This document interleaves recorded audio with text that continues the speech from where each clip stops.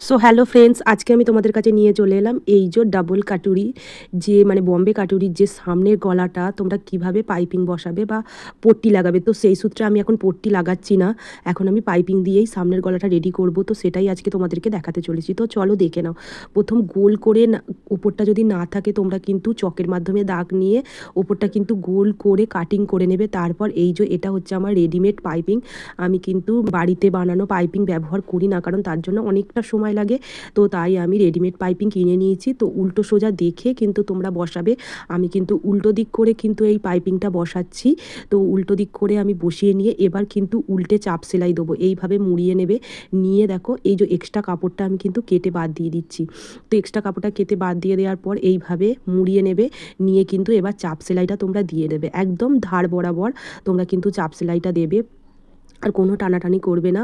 আবারও তোমরা ডবল করে এক সুত বাদ দিয়ে ঠিক দেখবে পাইপিংয়ের নিচটা কোন জায়গাটা তোমার আছে, সে তার উপর দিয়েই কিন্তু তুমি চাপটা নিয়ে যাবে দুবারও।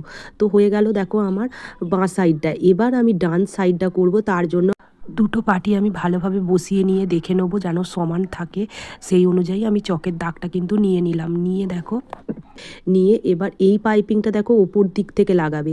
আগেরটা আমি বসিয়েছিলাম নিচের দিক থেকে, এইটা বসাচ্ছি ওপর দিক থেকে বসিয়ে ঠিক মানে সেলাইটা করছি। আর এইটা দেখো ঠিক এইভাবে তোমরা এক চাপে পারলেও বসাতে পারো। তো আমার দু চাপেতেই করার অভ্যাস আছে, তাই আমি দু চাপেতেই বসালাম। অনেকে দেখেছি এক চাপেতেও করে।